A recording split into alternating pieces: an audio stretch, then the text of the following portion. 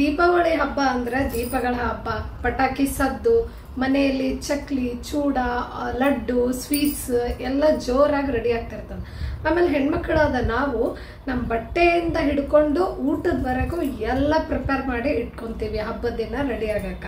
ಹಬ್ಬದ ಸೆಲೆಬ್ರೇಷನ್ ಅಲ್ಲಿ ನಮ್ಮನ್ನ ನಾವೇನೋ ನೋಡ್ಕೋತೀವಿ, ಆದ್ರೆ ಎಷ್ಟು ಆರೋಗ್ಯವಾಗಿ ನಮ್ಮನ್ನ ನಾವೇ ನೋಡ್ಕೋತೀವಿ ಅನ್ನೋದು ಬಹಳ ಇಂಪಾರ್ಟೆಂಟ್ ಆಗ್ತದೆ. ಯಾಕಂದ್ರೆ ಹೊಟ್ಟೆಯಲ್ಲಿ ಬೆಳೀತಿರೋ ಮಗುಗ ನಾವು ಮಾಡುವಂತ ಸೆಲೆಬ್ರೇಷನ್ ಇಂದ ಯಾವುದೇ ರೀತಿ ಹಾರ್ಮ್ ಆಗಬಾರ್ದು, ಅದು ನೋಡ್ಕೊಳ್ಳೋದು ಬಹಳನೇ ಇಂಪಾರ್ಟೆಂಟ್ ಆಗ್ತದೆ.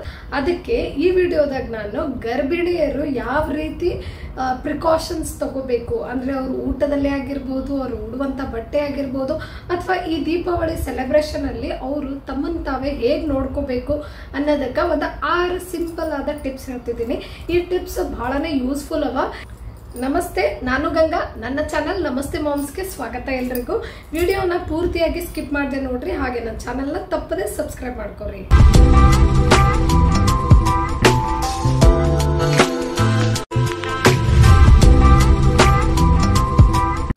ಮೊದಲನೇ ಪ್ರಿಕಾಷನರಿ ಸ್ಟೆಪ್ ಯಾವ್ದಂದ್ರ ಆದಷ್ಟು ಪಟಾಕಿಗಳಿಂದ ದೂರ ಇರ್ರಿ. ಪಟಾಕಿಗಳನ್ನ ನೀವು ಹಚ್ಚಕ್ ಹೋಗ್ಬೇಡ್ರಿ. ಪಟಾಕಿಗಳಿಗೆ ಎಲ್ಲಿ ಹಚ್ತಿರ್ತಾರ ಅಲ್ಲಿಂದ ಸ್ವಲ್ಪ ಡಿಸ್ಟೆನ್ಸ್ ಮೇಂಟೈನ್ ಮಾಡ್ರಿ. ಯಾಕಂದ್ರೆ ಈ ಪಟಾಕಿಗಳಿಂದ ಏನು ಹೊಗೆ ಬರ್ತದಲ್ಲ ಅದರಲ್ಲಿ ಹಾರ್ಮ್ಫುಲ್ ಕೆಮಿಕಲ್ಸ್ ಇರ್ತಾವ ಆ ಸ್ಮೋಕ್ ಅಲ್ಲಿ. ಸೊ ಅದನ್ನ ನೀವು ಬ್ರೀದ್ ಮಾಡಿದಾಗ ಬೆಳೆಯುವಂತ ಮಗುಗ ಎಫೆಕ್ಟ್ ಆಗುವಂತ ಚಾನ್ಸಸ್ ಇರ್ತದ. ಅಥವಾ ನಿಮ್ ಹೆಲ್ತ್ ಬಹಳ ವೀಕ್ ಇತ್ತಂದ್ರೆ ನಿಮಗೆ ಹೆಡ್ಏಕ್, ನಾಜಿಯಾ ಮತ್ತು ಸ್ವಲ್ಪ ಉಸಿರಾಟ ತೊಂದರೆ, ಈ ರೀತಿ ಸಮಸ್ಯೆ ಎದುರಾಗಬಹುದು. ಅದರ ಬದಲು ಮೋರ್ ಸೇಫರ್ ಆಪ್ಷನ್ ಆದ ದೀಪಗಳನ್ನು ಹಚ್ಚೋದು, ಲೈಟ್ಸ್ ಇಂದ ಡೆಕೋರೇಟ್ ಮಾಡೋದು, ಆ ರೀತಿ ಸೆಲೆಬ್ರೇಟ್ ಮಾಡ್ರಿ ಸಿಂಪಲ್ ಆಗಿ instead of fire works. Next, Deepavali ಅಂದ್ರೆ ಸ್ವೀಟ್ಸ್ ಇದ್ದೇ ಇರ್ತದೆ. ಸ್ವೀಟ್ಸ್ ಅಂದಾಗ ಅದರಲ್ಲಿ ಹೇರಳವಾಗಿ ಶುಗರ್ ಇರ್ತದ. ಸೊ ಈ ಸಕ್ಕರೆ ಪದಾರ್ಥಗಳಿಂದ ನೀವು ದೂರ ಇರಲೇಬೇಕು. ಎಷ್ಟು ತಗೋಬೇಕೋ ಅಷ್ಟೇ, ಆದಷ್ಟು ಲಿಮಿಟೆಡ್ ಆಗಿರಲಿ. ಮತ್ತು ಬೆಲ್ಲದಿಂದ ಮಾಡಿರುವಂತಹ ಒಂದು ಸ್ವೀಟ್ಸ್ ತಗೋರಿ. ಆದಷ್ಟು ಹೋಮ್ ಮೇಡೇ ಪ್ರಿಫರ್ ಮಾಡ್ರಿ. ಹೊರಗಡೆಯಿಂದ ತಂದಿರುವಂಥ ಸ್ವೀಟ್ಸ್ ಅವಾಯ್ಡ್ ಮಾಡ್ರಿ. ಅದರ ಜೊತೆಗೆ ಆದಷ್ಟು ಕರೆದಿರುವಂತಹ ಪದಾರ್ಥಗಳನ್ನು ತಿನ್ನೋದು ಮಾಡ್ರೇಟ್ ಮಾಡ್ರಿ. ಲೈಕ್ ಆದಷ್ಟು ಕಡಿಮೆ ಇರಲಿ ಆ ಥರ ಫ್ರೈಡ್ ಸ್ನ್ಯಾಕ್ಸ್ ತಿನ್ನೋದು, ಬಿಕಾಸ್ ಅದು ಮತ್ತೆ ಇಂಡೈಜೆಷನ್ ಕಾಸ್ ಮಾಡ್ತದ. ಇಲ್ಲ ಅಂದರೆ ಹಬ್ಬ ಅದಂತ ಬೇರೆ ತಿಂದರೆ ಶುಗರ್ ಲೆವೆಲ್ ಅಪ್ ಡೌನ್ ಆಗುವಂಥ ಚಾನ್ಸಸ್ ಇರ್ತದ. ಹಾಗಾಗಿ ಮಿನಿಮಲ್ ಆಗಿ ನಿಮ್ಮದು ಆರೋಗ್ಯ ನೋಡಿಕೊಂಡು ಎಷ್ಟು ತಗೋಬೇಕೋ ಅಷ್ಟನ್ನೇ ತಗೋರಿ. ಸೇಫಾಗಿ ಕನ್ಸ್ಯೂಮ್ ಮಾಡ್ರಿ. ಸ್ವೀಟ್ಸ್ ತಗೊಂಡ್ರು ಅಥವಾ ಫ್ರೈಡ್ ಸ್ನ್ಯಾಕ್ಸ್ ತಗೊಂಡ್ರು ಭಾಳ ಇರಬಾರ್ದು. ಸುಮ್ಮನೆ ಹಬ್ಬ ಅದ ತಗೋಬೇಕು ಅಂತ ಅಷ್ಟೇ ಲಿಮಿಟೆಡ್ ಆಗಿ ತಗೊಂಡ್ರೆ ಬಹಳನೇ ಒಳ್ಳೇದು ನಿಮ್ಮ ಆರೋಗ್ಯಕ್ಕೆ ಈ ಟೈಮ್ನಾಗ. ನೆಕ್ಸ್ಟ್, ಹಬ್ಬದ ಎಷ್ಟೇ ಗಡಿಬಿಡಿ ಇದ್ರೂ ಹೈಡ್ರೇಷನ್ ಮೇಂಟೈನ್ ಮಾಡೋದು ಮರಿಬ್ಯಾಡ್ರಿ. ನಿಮ್ಮನ್ನು ನೀವೇ ಆದಷ್ಟು ಹೈಡ್ರೇಟೆಡ್ ಆಗಿ ಇಟ್ಕೋರಿ. ಯಾಕಂದ್ರೆ ಈ ಟೈಮ್ನಾಗ ಓಡಾಟ ಜಾಸ್ತಿ ಇರ್ತದ. ಮನೇಲಿ ಪೂಜೆ ಇರ್ತದ, ಡೆಕೋರೇಷನ್ ಮಾಡ್ತಿರ್ತೀರಿ, ಹೆಂಗೋ ಓಡಾಟ ಇದ್ದೇ ಇರ್ತದ. ಅದಕ್ಕೆ ಆ ಗಡಿಬಿಡಿಯಲ್ಲಿ ನಮ್ಗೆ ಲೋ ಎನರ್ಜಿ ಫೀಲ್ ಆಗುವಂಥ ಚಾನ್ಸಸ್ ಜಾಸ್ತಿ ಇರ್ತದ, ಆಯಾಸ ಆಗ್ತದ ಜಲ್ದಿನೇ. ಅದಕ್ಕೆ ಆದಷ್ಟು ನಿಮ್ಮನ್ನು ನೀವೇ ಹೈಡ್ರೇಟೆಡ್ ಆಗಿ ಇಟ್ಕೋರಿ. ಆದಷ್ಟು ಎಳ್ನೀರಾಗಿರ್ಬಹುದು, ಮನೆಯಲ್ಲೇ ಮಜ್ಜಿಗೆ ಮಾಡ್ಕೊಂಡು ಕುಡಿಯೋದು, ಅಥವಾ ಲೆಮನ್ ವಾಟರ್, ಈ ಥರ ಮಧ್ಯದಲ್ಲಿ ಸ್ವಲ್ಪ ತಗೊಳ್ತಾ ಇದ್ರೆ ನಿಮ್ಮ ಬಾಡಿ ಹೈಡ್ರೇಟೆಡ್ ಆಗಿರ್ತದ. ನಿಮಗೆ ಎನರ್ಜಿನೂ ಲೋ ಆಗಕ್ಕೆ ಬಿಡಂಗಿಲ್ಲ. ಈ ಒಂದು ಇಂಪಾರ್ಟೆಂಟ್ ಪಾಯಿಂಟ್ ನೆನ್ಪಿಟ್ಕೋರಿ. ಯಾಕಂದ್ರೆ ಈ ಟೈಮ್ನಾಗ ಜಲ್ದಿನೇ ಸುಸ್ತು, ಆಯಾಸ ಆಗೋದು ಮತ್ತು ಲೋ ಎನರ್ಜಿ ಫೀಲ್ ಆಗೋದು ಆಗ್ತಿರ್ತದ. ನಿಮ್ಮನ್ನು ನೀವೇ ಹೈಡ್ರೇಟೆಡ್ ಆಗಿ ಇಟ್ಕೊಂಡಾಗ ಸ್ವಲ್ಪ ಎನರ್ಜೆಟಿಕ್ ಆಗಿ ಅನ್ಸೋದಲ್ದೆ ನಿಮ್ಗೊಂಥರ ಅದು ಫೆಸ್ಟಿವ್ ಗ್ಲೋನು ಇರ್ತದೆ ಮುಖದ ಮೇಲೆ.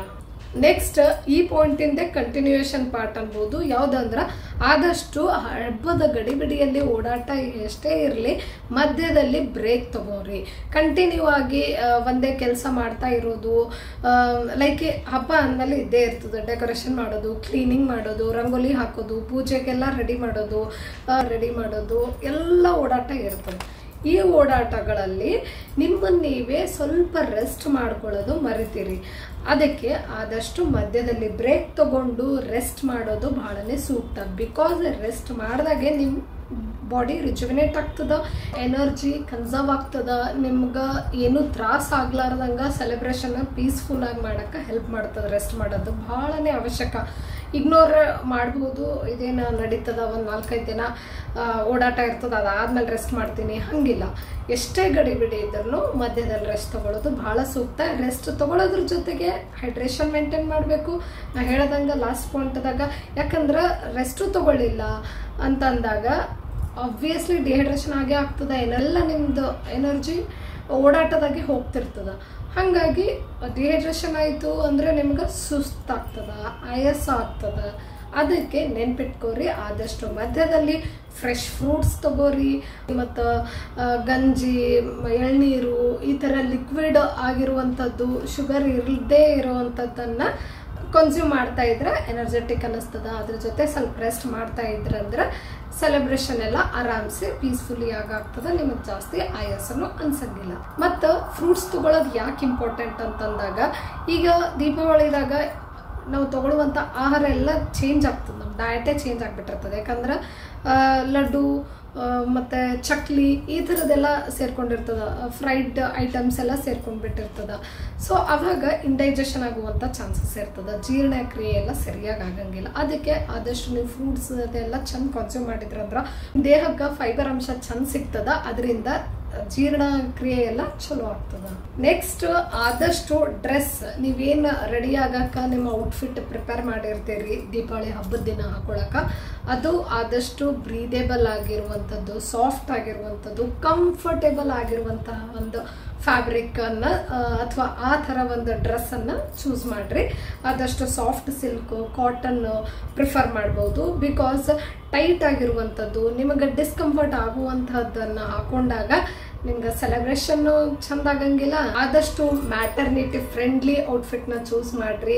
ಹೆವಿ ಆಗಿರೋದು ಔಟ್ಫಿಟ್ನ ಅವಾಯ್ಡ್ ಮಾಡ್ರಿ, ಬಿಕಾಸ್ ಅದು ಮತ್ತೆ ಡಿಸ್ಕಂಫರ್ಟ್ ಇರ್ತದೆ ನಿಮಗೆ. ಆದಷ್ಟು ಬ್ರೀದೇಬಲ್ ಆಗಿರುವಂಥದ್ದು, ಕಂಫರ್ಟಬಲ್ ಆಗಿರುವಂಥ ಔಟ್ಫಿಟ್ನ ಚೂಸ್ ಮಾಡ್ರಿ. ಆ್ಯಂಡ್ ಫೈನಲಿ ಲಾಸ್ಟ್ ಪಾಯಿಂಟ್ ಯಾವುದಂತಂದ್ರೆ, ಆದಷ್ಟು ಈ ಪಟಾಕಿಗಳ ಸದ್ದಿಂದ ನಿಮ್ಮ ಕಿವಿಯನ್ನ ಕಾಪಾಡ್ರಿ. ಯಾಕಂದ್ರೆ ಪಟಾಕಿಗಳ ಸದ್ದು ಭಾಳ ಜೋರಾಗಿರ್ತದ. ಅದರಿಂದ ಸ್ಟ್ರೆಸ್ ಲೆವೆಲ್, ಸಡನ್ ಆಗಿ ಲೌಡ್ ಪಟಾಕಿ ಕೇಳಿದಾಗ ಏಕ್ದಮ್ ಗರ್ಭಿಣಿಯರಿಗೆ ಸ್ಟ್ರೆಸ್ ಲೆವೆಲ್ ಹೆಚ್ಚಿಗೆ ಆಗಬಹುದು. ಅದಕ್ಕೆ ಆದಷ್ಟು ಈ ಪಟಾಕಿಗಳ ಸದ್ದು ಕಡಿಮೆ ಇರುವಂತ ಸ್ಪೇಸ್ನಾಗೆ ಕೊಡ್ರಿ ಮನೆಯಲ್ಲಿ.